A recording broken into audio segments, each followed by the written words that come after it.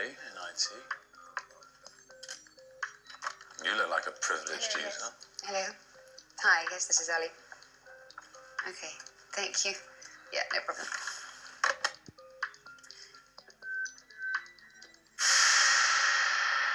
Think I'm in there.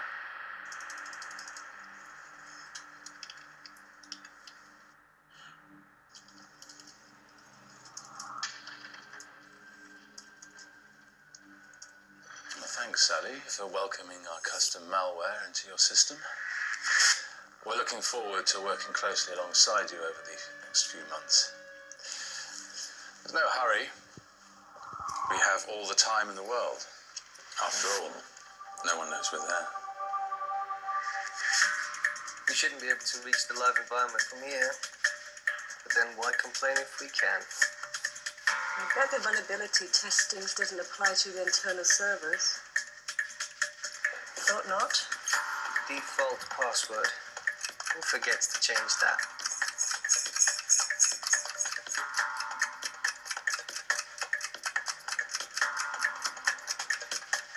We have access to all your networks. We're in the database, mapping systems, circumnavigating firewalls across the business. Oh, and did I mention, we're going global on this one. Je l'enverrai tout de suite. Merci. We can organize the research and development for this idea. Victor Batiev. そうですね、社内の方からの、承認が下りるまでの他の方にちょっと、Intellectual property, confidential documents, personal and financial data belonging to thousands of people throughout your business, from anywhere in the world.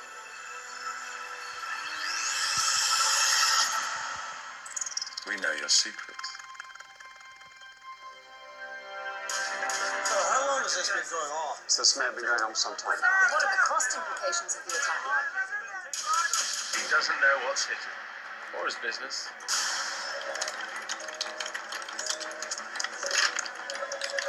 IT are trying to work it out. All systems stay offline for days while they assess the extent of the attack.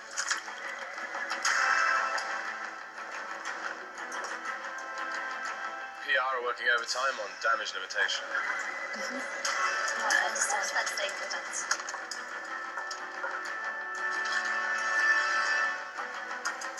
Then there's the emergency board meeting. Powerless as the share price falls. As customers and investors abandon ship, the board realize that the game has changed. They thought they knew the risks. How did this happen? Who the hell is responsible?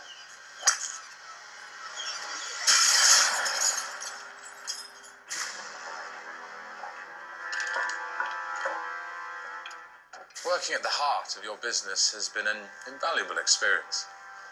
Good to know the door's always open.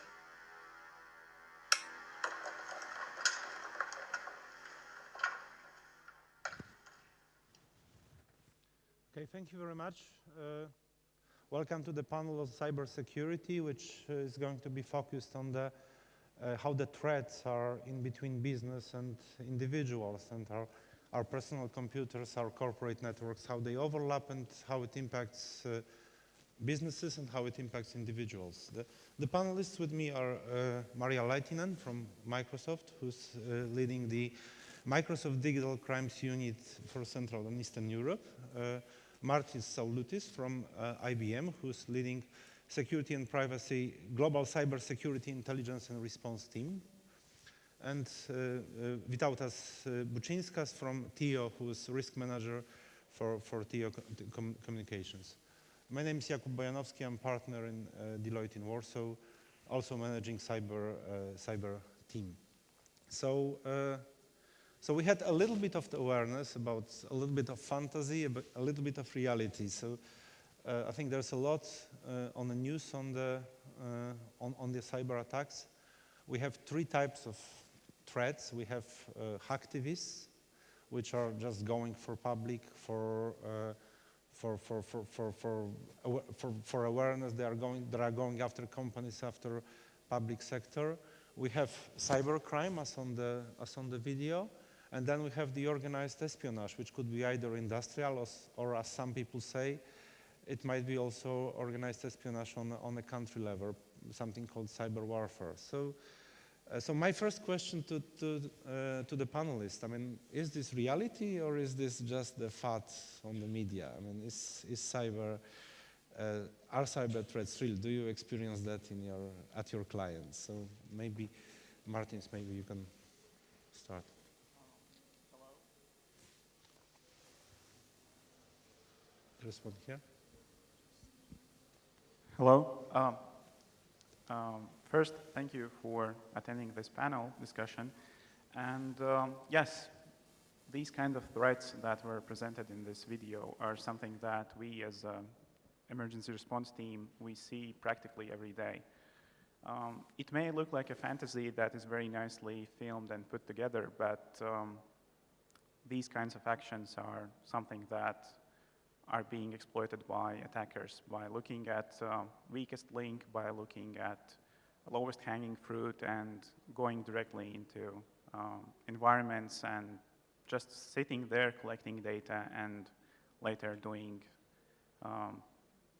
things that impact businesses and people's lives. How does it look from your perspective? You are in the heart of controlling telecommunication network. We as ESP actually having every second citizen in Lithuania as our customer and half of the business. So, you know, we see that every day, and what we particularly see in our networks is those DDoS attacks, which were mentioned in previous discussion panel and so on, and which are really, you know, kind of dangerous because it usually impacts not one customer, but usually can might want to impact the majority of the customers or hold the network.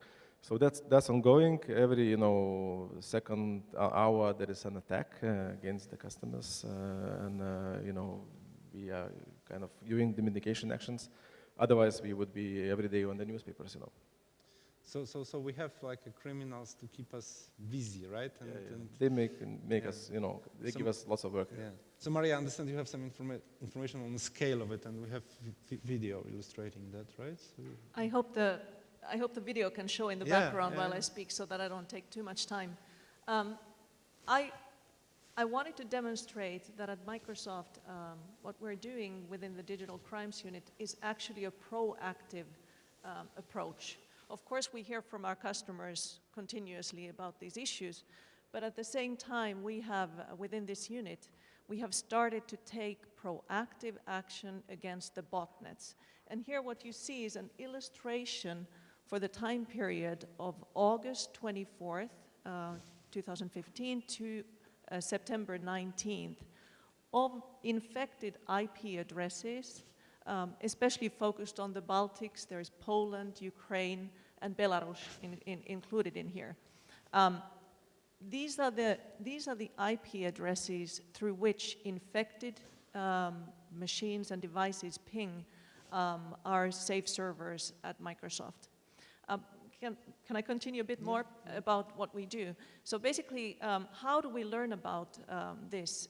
It's through our civil actions that we take in the US, meaning that we take action, file cases to court to break the botnets, kind of the infrastructure, stop the communication between the criminal organization and these victims, and then at the same time we seek for the legal authorization to collect that illegal traffic so that we have a chance to work with the authorities and other players in the market to clean the infected PCs. And as a result, of course, you know, here you see some of the threats, the biggest threats in capital cities of the countries. But for us to clean these, for us to actually do something with it, we need to give this information to local national certs, as well as we work then with local ISPs and telcos, because of course, you know, one company, we can't go to each of these, we can't identify who is behind these IP addresses. We need the help from the governments as well as other players to do that. Yeah, and I understand that's the part of the problem, specifically in our sector, because generally a lot of the traffic, a lot of the illegal traffic in the internet is located somewhere east of in Eastern Europe, for former Soviet Union, and in addition to that, we have a political climate as well, specific here in the region, and clearly, like, legal actions are not enough, and I mean, if you run business, it's not enough to wait until the legal action is taken. You need to react in a little bit more faster way. So I hope that we'll be able to elaborate a little bit more on let's start with the businesses. What businesses can do to fight cybercrime? What businesses can do to protect themselves from cybercrime? Is there any other way to do it rather than legal action? So maybe IBM would take that, and then we can talk a little bit more about how other companies perceive it. Well, IBM is services and solutions company, and as such we offer two, in our opinion, very good services. One of them is called Emergency Response Service, and best way how to explain what it is, think of your house. Your house is very nice and you are very happy about it, and of course one of the potential risks is that it will catch fire either by accident or your neighbor will just burn it down for some reason. In case your house is on fire, you have this great opportunity to call firemen who come, who put out the fire, and who help you. So Emergency Response Service is in a way your own personal firehouse that helps you in case you have some kind or form of cyber incident, be it a hacking case against your company or your business, be it a DDoS attack, you have some kind of malicious insider, or you have just discovered that your data is gone. And another very nice and very great service we have is called Active Threat Assessment. And this service looks at your company as a whole. We look at your endpoints, at your machines, at your data stores, at everything, and we try to find any traces of those nicely dressed men and women from the introductory video who are living at the center of your company and getting all your state and Okay, so once again, I mean, it's reacting to the incident, it's understanding the incident, but is there anything we can do more proactive to prevent it? And without us, maybe you can, because once again, you are in the center, right? It all comes through your network, right? I mean, exactly. Sorry to say. Prevention is kind of more important, you know, and I think we are in a long way. There is plenty of things to do. So let's start, you know, from the sort of say the beginning, you know, the target of these hackers, whatever we call it, is criminals, is to get into the company or person computer or data and to steal this, yes, and then to misuse your PIN codes or bank account or whatever. But everything starts from putting the malware onto your machines, actually, yes. And there is various ways. The most popular ways up to date is sending the various links, yeah, with malicious codes under them.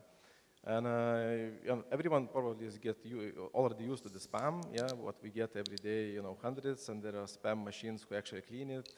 Some of them, successfully, some of the spam is not cleaned enough.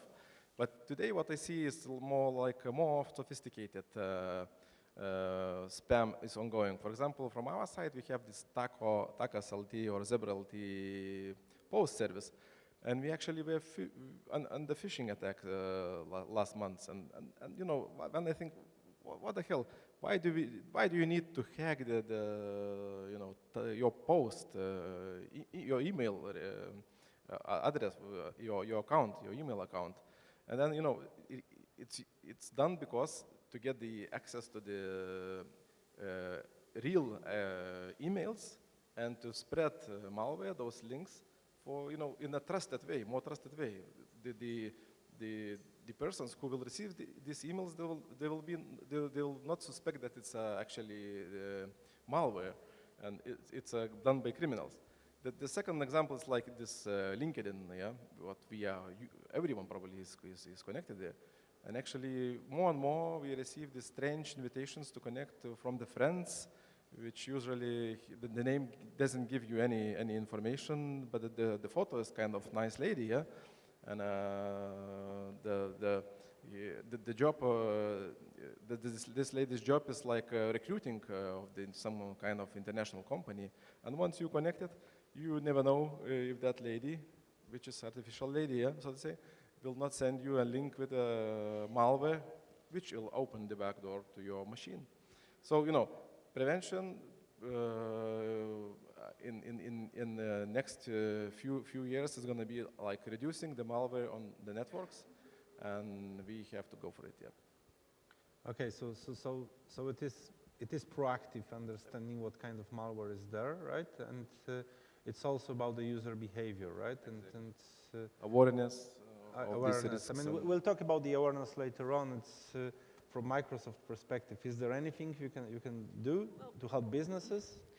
Well, I think the business is the same as consumers, and everyone need to pay attention to. First of all, I would say that, or based on the statistics, 3/4 of worldwide, the PCs, they have some kind of an antivirus software running, which is fantastic. So that means that a lot of these malware attacks actually don't go through because the computers are protected. But there is still that 1/4 that is not protected. And I think the first step for any company is to make sure that they have the firewalls and they have their antivirus programs up and running, that they install all the security updates immediately, not waiting, not with delays, because the criminals are fast. I think it's very important in my role. I'm also looking at digital crime, including piracy, and I see a lot of counterfeit software that has malicious code in it. So basically making sure that your software, where you download it, where you get it, is incredibly important for the companies as well. There are still some companies that tend to go for the cheap offer. And these days I see also counterfeiters that are selling high quality counterfeits that companies and individuals wouldn't be able to detect that this is actually something fishy. So people need to be extremely careful both in the office and at home when they are making their software purchases. Thank you very much. Well, the risk is, I think, from the business perspective. I mean, you can invest however much money you want into security, into solutions, and businesses are investing. But well, at the end of the day, it's down to the people behavior. And well, you can have the best connected, best protected network infrastructure if your employees misbehave on the social media, on the internet. If they don't pay attention, they put them into the threat, but they also put the companies into the threat. And I think we have a short video on this one as well.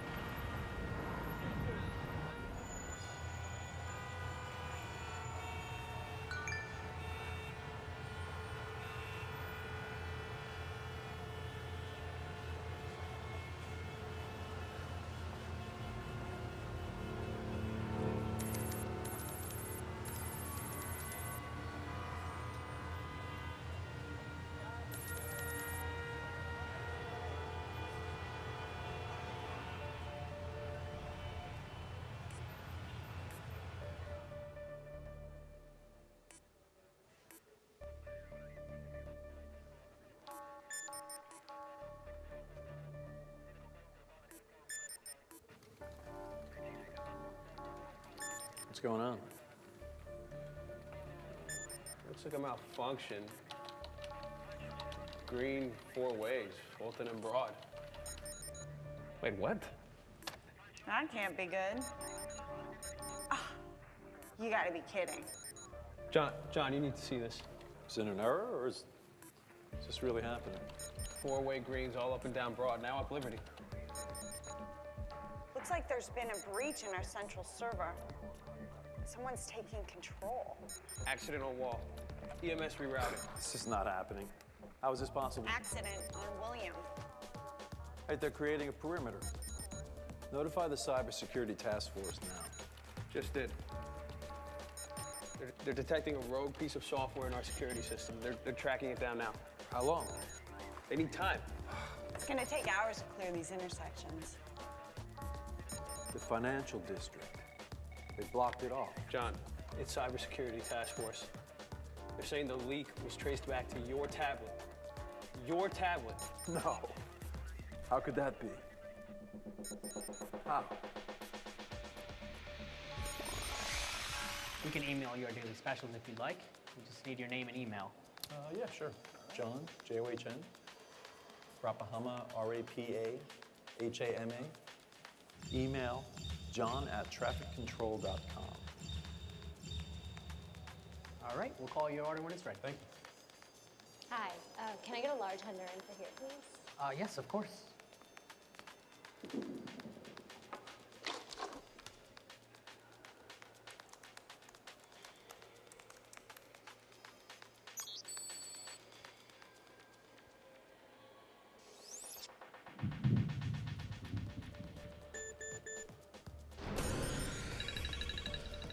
John, more intersections are being targeted. The gridlock's centering on the Fed Bank. Yes, sir. Yes, we are. We anticipate being back online in 20 minutes. We will be back in full control. Yes, I realize that, sir. I realize that, yes. Yes, we will. Yes, we will, absolutely. How could we have prevented this?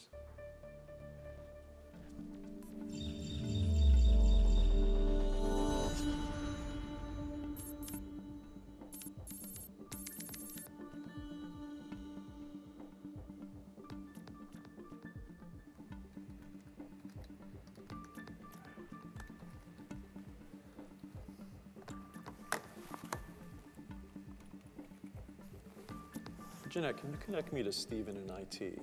Thanks. Stephen here. Stephen, this is John. My tablet just registered a UEM alert and shut itself down. Did you pick up anything on that? Your tablet was compromised by an email phishing scam. Our mobile threat management software identified the malware intrusion and wiped your tablet clean of all company data. Our real-time incident response system also found an intrusion in one of our central servers.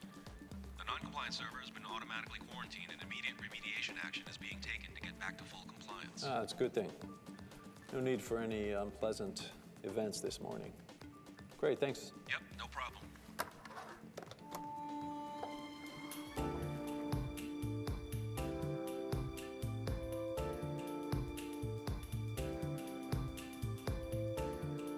Prevent, detect, and respond to cyber threats. Powered by IBM Security.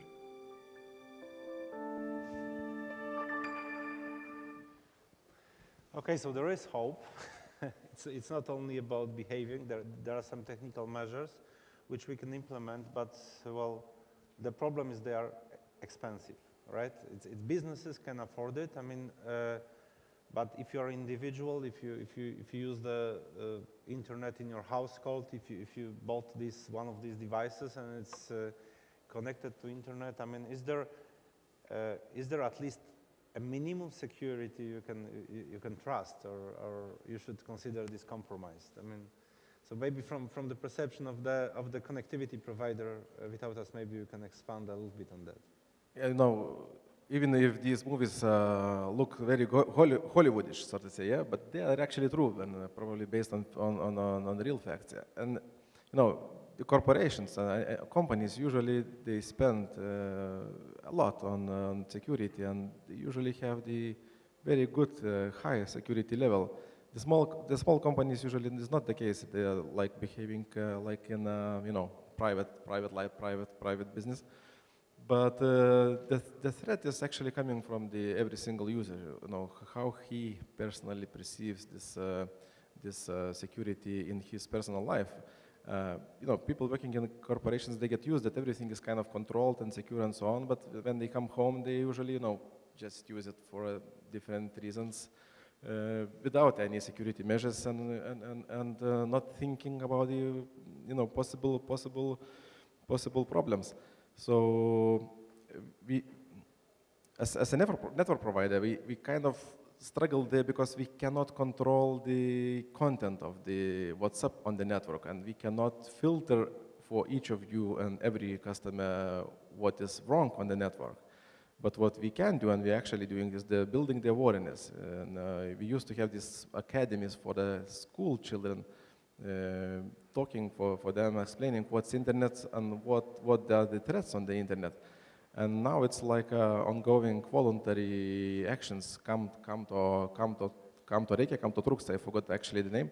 And then many companies are actually connecting to this voluntary so to say, company and explaining to the kids. And that's what I said. We should start from the school. We should have programs in the universities while making everyone aware about these threats and problems, possible problems on the net. But anything we can do in technology space? I mean, at least when you connect to the bank. I'm not saying about browsers or something like that. Is there anything you?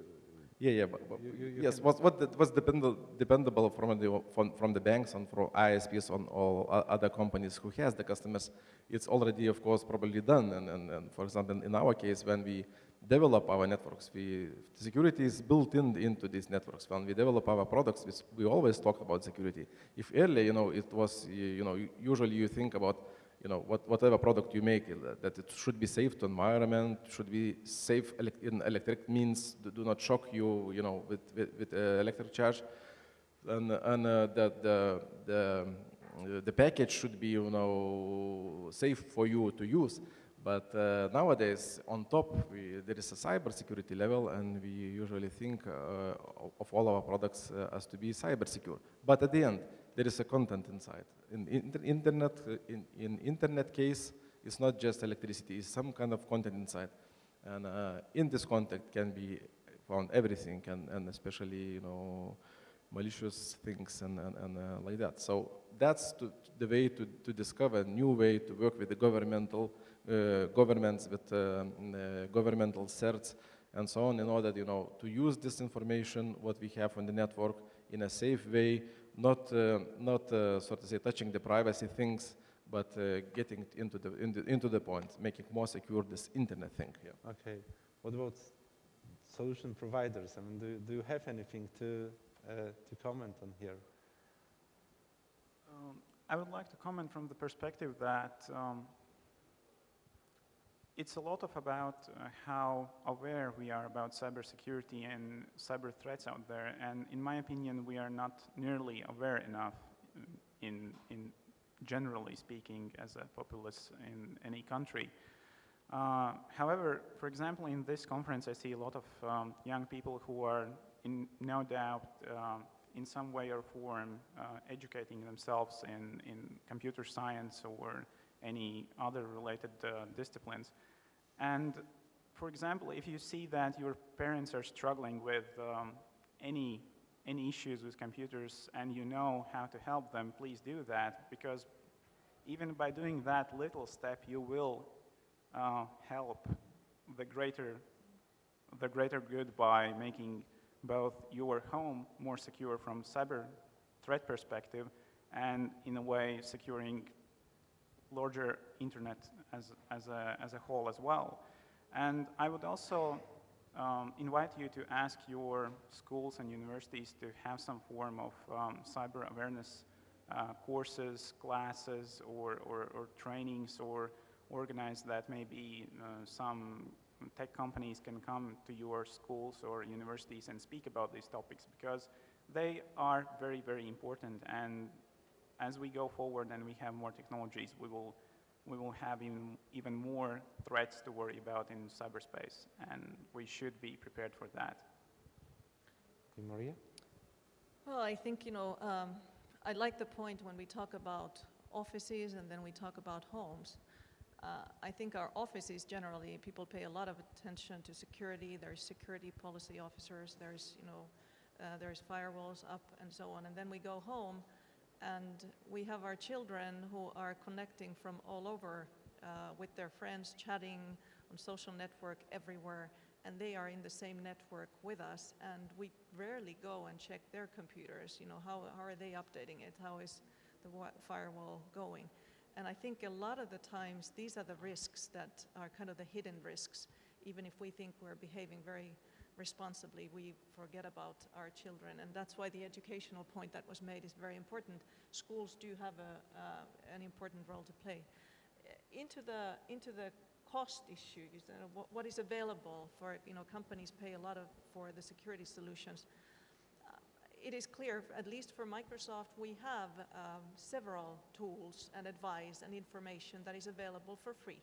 So basically, of course, the Windows Defender that is built into the operating system as of Windows 8, and the Microsoft Security Essentials that is available to download from the web, over the internet. Anyone can get it for free. So these tools are, and there's many others by many other producers that are available, and I think people need to make a good use of that, especially in the home environment, to make sure that they are protected. It's interesting because, we don't have politicians in the panel, and we try to attack the cyber from the business context, and then it goes to the people behavior, schools, policies, and well, quick round. Do we as a business people have obligation to educate public? Because I'm also doing like advisory work on IT security, on cybercrime, and we do a lot on the technical side because businesses are investing. But actually, good employee awareness program is always fundamental part of it. But businesses tend to focus on, as Maria said, on behavior in the office, while you can do much more harm to your company misbehaving at home. So the question is, should businesses take a little bit more extended view and go out of their premises, out of their environment, and do something for greater good or for general public? And we can wait for politicians, who we don't have on the panel, to guide us, or we can take initiative ourselves. So any views on this? Yeah, probably that's the social responsibility, part of social responsibility of every single company operating in any market. So we have to do a lot ourselves. Just we need facilities, so to say. We need to reach not the certain small group when you organize some kind of conference or whatever. I'm more talking about how to reach each and single one. In this security actually case, the one point which is breachable is already a problem. Not you can have hundreds of secure things, but one unsecure could cause the major problem. And from the other side, it's like not the businesses will solve all the problems. Like I myself was disconnected from the Facebook for 1.5 years, and I was doing just an experiment. Could I live without it? And actually, I survived, guys.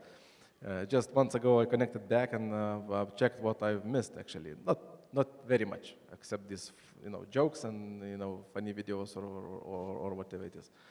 But when it comes to my children, I have actually 3, and the eldest one is teenager, so kind of a problem because I couldn't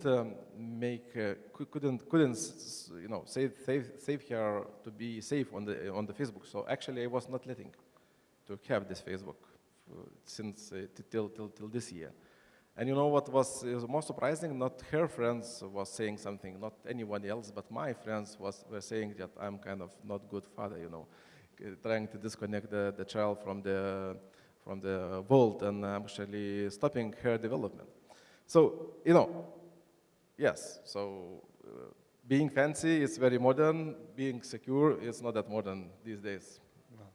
This is the right moment to remind me by organizers that I've forgotten to mention hashtag and the fact that you can use social media in the context of that event. So I'm not yet sure whether I'm brave enough to register myself as being here today on Facebook, but we'll see how it develops. but you can interact through the social media. So, and anything to comment from maybe Microsoft this time on? Well, I think that every single company and every single government has a role to play, and individuals have a role to play in this. We're not going to kind of win this war against these cyber criminals within the private sector or public sector separately, so we need to work together. I think from our side, we saw the problem was so huge that that's why the whole Digital Crimes Unit was put together. We are a team of 100 individuals around the world, and we are kind of a team of attorneys, investigators, business intelligence analysts, and the whole idea of what we do is to go proactively after these criminals and this kind of crime. And basically the results of our work, like I showed on the map, that is something that we share with the governments and other players for free. So that's not even a kind of a sold service. That is information that we produce for free. And that means that we do a lot of outreach and training. I have been speaking at my daughter's school about what I do for my job. So teaching them about the issues regarding cybercrime. So that goes beyond kind of the work role sometimes. Okay. It was mentioned that companies should take initiative and also individuals should take initiative, but it also should be noted that taking initiative is quite hard sometimes. And I think one of the things that sometimes is lacking in cyber security awareness is this taking initiative. And I would like to close this question with the suggestion that we all try to take some kind or form of initiative with cybersecurity, at least those people who were attending this conference today and listened to our discussion about it. Okay, so there is obligation. I mean, so I think we should launch the campaign or talk to schools or do it in more private, in more organized way. And I think we have a good example of something like that coming from overseas, but maybe we can have a fourth video now. Thank you.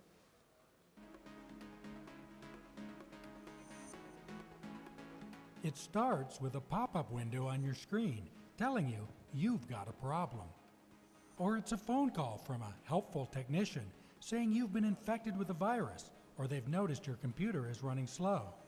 They claim to know something is wrong with your computing device, and for a fee, they can fix it if you'll just give them control of your computer. It's called the Microsoft Tech Support Scam, so named because the scammers often claim to be employees or partners of Microsoft. But they may tell you they work for other well-known tech companies too. It's a swindle that's growing fast. We have seen a huge spike in these tech support scams. Right here in the US, we've received 115,000 customer complaints to Microsoft alone in the last calendar year. We see cases like this a lot. Law enforcement officials like Washington State Attorney General Bob Ferguson are increasingly concerned about the aggressive tactics of the con artists. They can sometimes sound very knowledgeable about your computer. They ask you to get onto your computer. They say there's been a problem with your computer. There's a glitch. There's a cyber attack. They try different things to get you to go to your computer and log on. People fall for it all the time. At Microsoft's Digital Crime Unit, investigators track the tech scam around the world. They see the tactics of the fraudsters, how they make money selling phony tech services and tricking consumers into falling prey to identity theft. So the cyber criminals are really motivated to make money, and their interest is profiting off the backs of victims. And the way they do that, if they can, will be to gain access to your computing device and then use that access to take money from you. By granting remote access to your computer from a fraudster, you are putting your personal information at risk. They may be trying to take your contacts, your financial password information, and your computer is open to them potentially infecting it with future malware and viruses that enable them, long after you've turned off your computer that evening, to re-access your desktop or laptop. So if you receive one of these phone calls, first and foremost, I encourage you to hang up. Microsoft, other trusted partners do not cold call you and ask for remote access or your credit card information or payment information. If a consumer receives one of these fraudster calls, they can report it to Microsoft at www.support.microsoft.com/reportuscam. In Washington State, you can get more information and report the crime to the Attorney General's office at atg.wa.gov.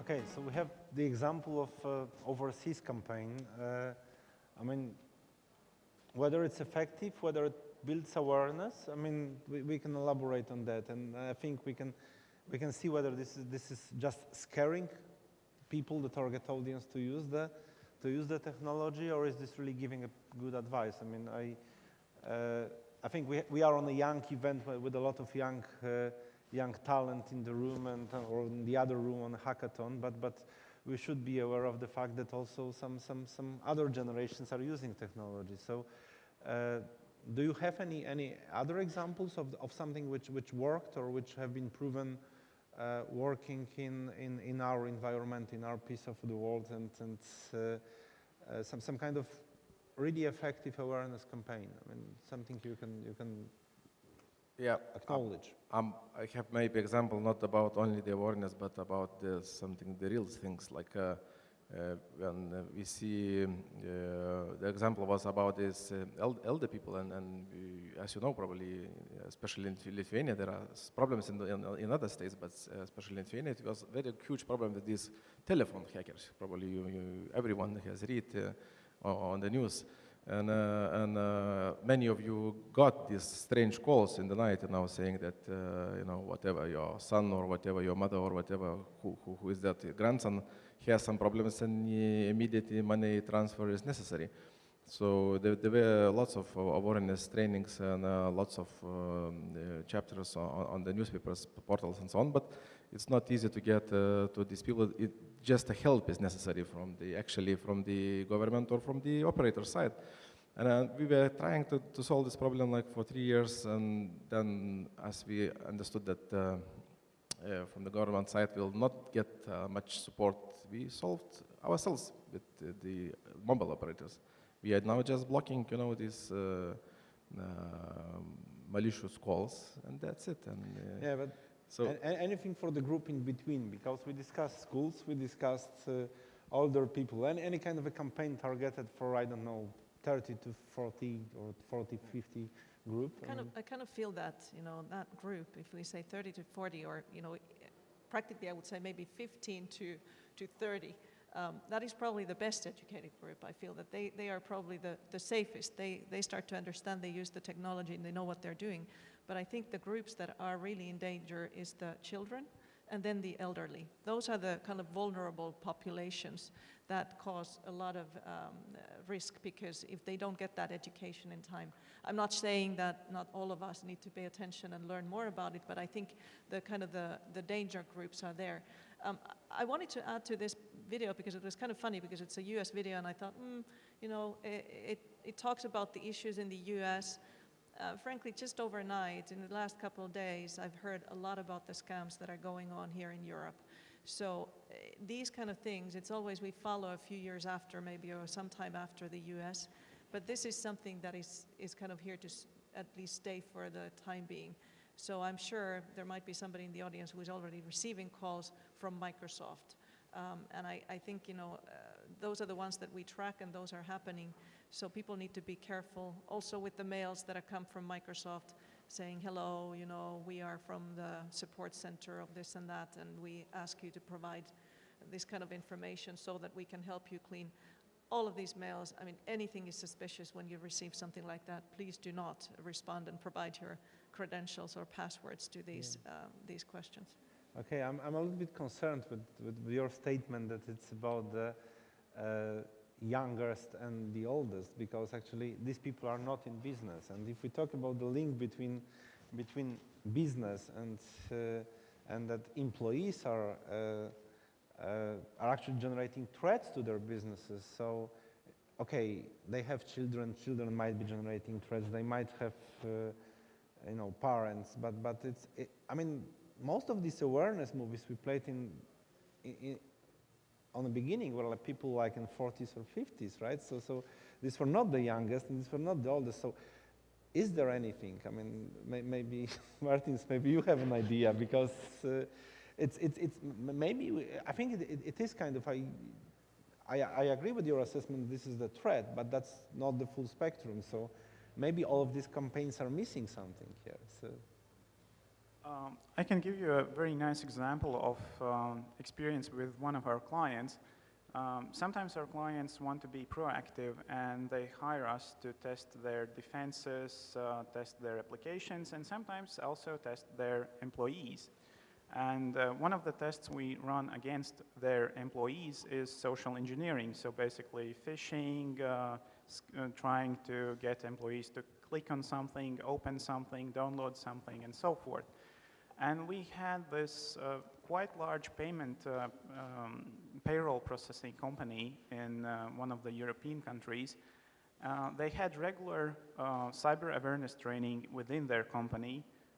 They did it regularly, all their employees attended it, and they asked us to try and socially engineer their employees.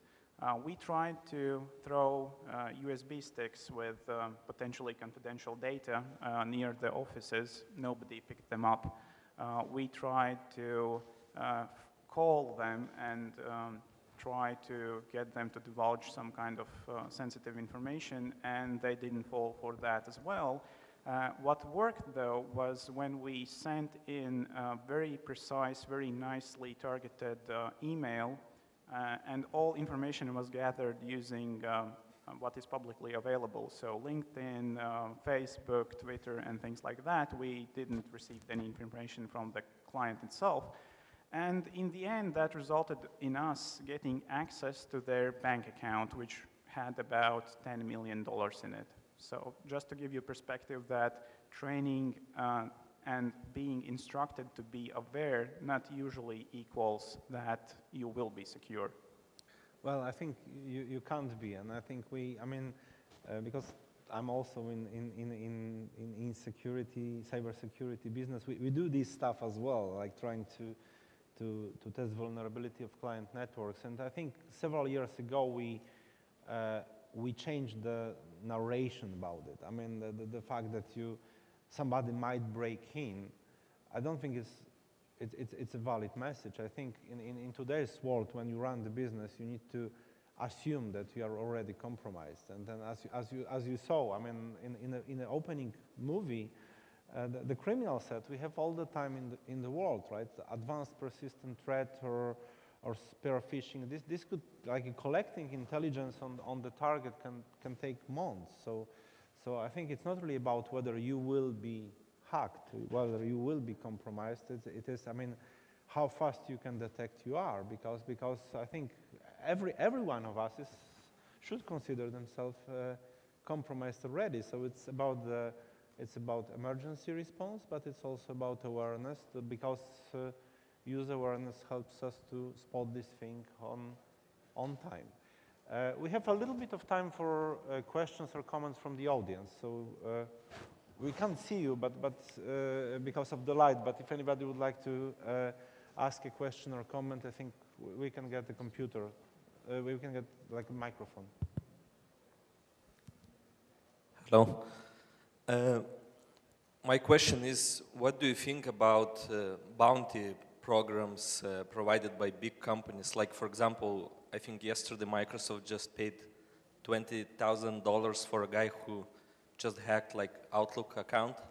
So on the one hand, it encourages people to report bugs and report issues, but on the other hand, it encourages hackers to hack the systems. I must say that this is the first I hear about it, so it's kind of a sudden question. I'm not making decisions on that, but I think the bottom line is that this is like a cat and mouse game. I know that as the technology advances, the hackers, they advance. So I'm not sure if it's good or bad, but the truth is it's quite likely that there's always, something can be built, it can be hacked most of the time. And for us to understand how it works and, stay on top of that, probably makes good sense. At the same time, of course, do we encourage people to do crimes? Hopefully not. I mean, that should not be our aim. I don't know if that answers your question, but... Well, if I can build up on this, I mean, if you have interest in hacking or basically vulnerability testing, you can pick up job in organized crime, but there are other options. I think that we all represent institutions which do have a career offering for somebody interested in security, including technical vulnerability testing. So actually, you can do so-called ethical hacking. You can be on not necessarily on so-called dark side. So I think there are other options as well. I think that's maybe, I don't know the program you mentioned, but that might be also one of the means to attract young professionals into the wide side of cybercrime. Any other questions, maybe? Okay, I can't see. So maybe like the last round. Hopefully, we don't have politicians in the panel. Maybe I've seen one or two coming in when we started. So any kind of like the public statement we can make about what we would expect from politicians to help us in terms of cybercrime quickly, because we'll be running. From my side, I really would be glad in quick decision of European Commission regarding the so-called NIS directive, Network Infrastructure Security, which is under the discussions for the last 3 to 4 years, and they cannot come to the end. I mean, in this case, in cybersecurity, the quick solution is more relevant than the very good one. It will be always the discussions, always the fight between privacy and security, but we have to take the decision and go implement all the things. And especially in these days when the geopolitically, this region especially is not that stable, and actually in our networks, what we see is more not the hacktivists, but more the cyber espionage or cyber war ongoing. Okay, Martins? I would like to echo what I said before, that I would like to see more educational programs or classes or lectures about cyber security awareness in schools and universities, and maybe even for people who are not in schools anymore, so they can be self-taught or self-educated if they want.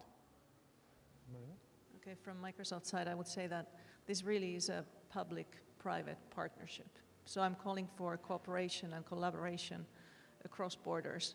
And I think one thing that we're seeing, we've been taking down or disrupted these botnets since 2008. That's when the work started. So it's been a few years. There's been 13 of these cases. And what are we seeing? The threats that we were going after first, they were like worms and spam and this kind of bots. And now we're talking about identity theft, financial crime. And that's not a surprise when we think that, 93% of the money today is digital. So basically, the crime has evolved. It is really happening through the computer. Nobody wants to rob a bank in a physical way anymore, because that's much more dangerous. You get caught. So these guys are really after everybody's bank accounts. They are going for the money. And this is something that we cannot leave it to the governments to deal with alone, the law enforcement. We need to be working together and doing the education, prevention, and then at the same time also these counteractions through civil and criminal process. Yeah, I would support that. So on the previous panel, there was like mention of the cyber exercise happening in Poland, which was kind of like the private-public partnership on actually testing vulnerability of the entire industry sectors, and I was Deloitte's proud partner of this. But what we observe is really that really it's not that much link between government institutions and business. They don't talk to each other, and also businesses, not necessarily perceive that fighting cybercrime is their joint effort, and they might be actually some some who have viewed that they are actually competing on it, which is so I think that actually governments or politicians can do quite a lot in opening up and in reducing legal barriers for cooperation and in fighting cyber criminals. So thank you very much for attention. Thank you, panelists, for participation. Without us, Maria. I think we have a lunch break now on the other side somewhere. I mean, it's a little bit too big venue for me, so I'm a little bit lost, but it's on the other side of the building. So thank you very much for your attention. Thank you.